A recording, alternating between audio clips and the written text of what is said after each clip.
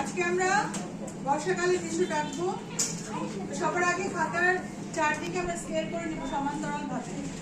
সাধারণত আমরা স্কেল দিয়ে একই স্কেল করে চারদিকে মার্জিন করে নিব। স্কেল শুধুমাত্র মার্জিনের জন্য ব্যবহার করবে, অন্য কোনো কিছুর জন্য স্কেল ব্যবহার করবে না। তো বর্ষাকালে টিস্যু সাধারণত কি থাকে, হয়তো আমরা ছাতা ব্যবহার করে বৃষ্টি থাকে। হ্যাঁ, তো আমরা এখন আগে একটা ছাতা করে একটা মানুষ করে নিই।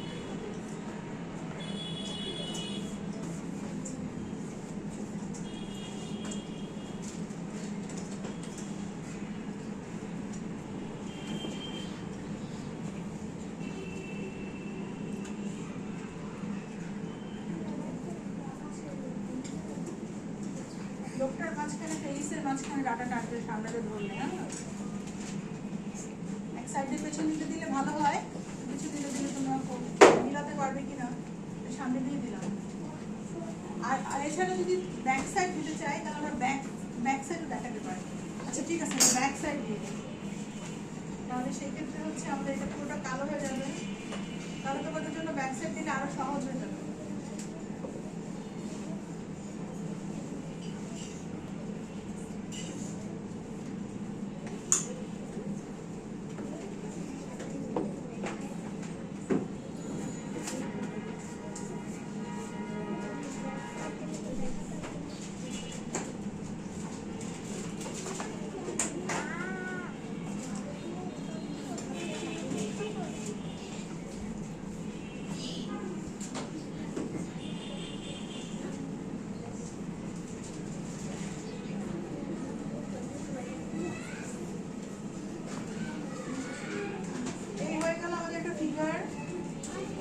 এবার আমরা এটাকে একটা দৃশ্যতে রূপান্তরিত করবো।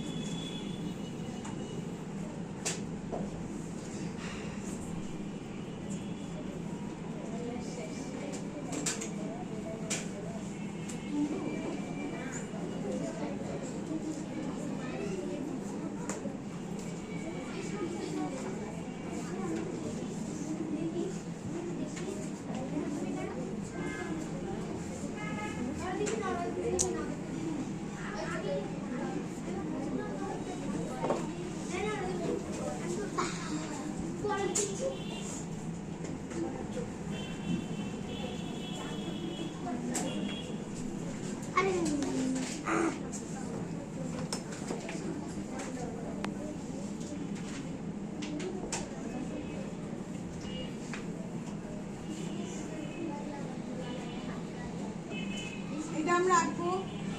আঁকার পরে এটা হচ্ছে তোমাদের, এটা হচ্ছে একটা রাস্তা, এখানে ঘর, এটা হচ্ছে একটা পুকুরের মতো, এটা হচ্ছে একটা নদী, এখানে একটা ঝোপ, ঝোপের সাথে একটা বড় গাছ, আর এগুলো হচ্ছে মেঘ, আকাশে অনেক মেঘ। এই মেঘ থেকে বৃষ্টি হবে। যখন আমরা সিনারিটা আঁকা শেষ করবো, কালার শেষ করবো, তখনও চাইলে দিতে পারি। একটা অ্যাঙ্গেল করে এরকম নিচ থেকে এরকম করে করে মার্কার দিয়ে বৃষ্টি করে দেবো। আর যদি তোমরা মার্কার ব্যবহার না করো, কালো রং দিয়ে এরকম করে করে আমরা এরকম সিরিয়াল মেনটেন করে এরকম দিয়ে দেবো। এই হয়ে গেল আমাদের বর্ষাকালের দৃশ্য। আমরা এই লোকটার ফ্রন্ট লুক দিলাম না, ব্যাক লুক দিয়ে দিলাম তোমাদের সুবিধার জন্য, তাহলে একটু ইজি হবে তোমরা রাখতে। মানুষটা আঁকতে গেলে সাধারণত একটা ওভার রাখবে, এই শোল্ডার রাখবে, এর একটা বক্স করবে। এখান থেকে হাতটা এখানে দিয়ে, এই হাতটা মানে আমাদের যখন পেছন সাইড দেখা যায় তখন এখান থেকে এই পেছন সাইড দেখা যাবে। এটা ব্ল্যাক করে দেবো।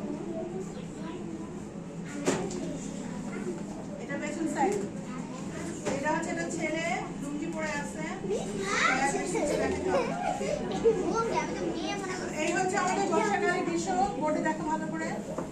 এটা তোমরা আঁকো, পরবর্তীতে রং দেখাবো। ধন্যবাদ।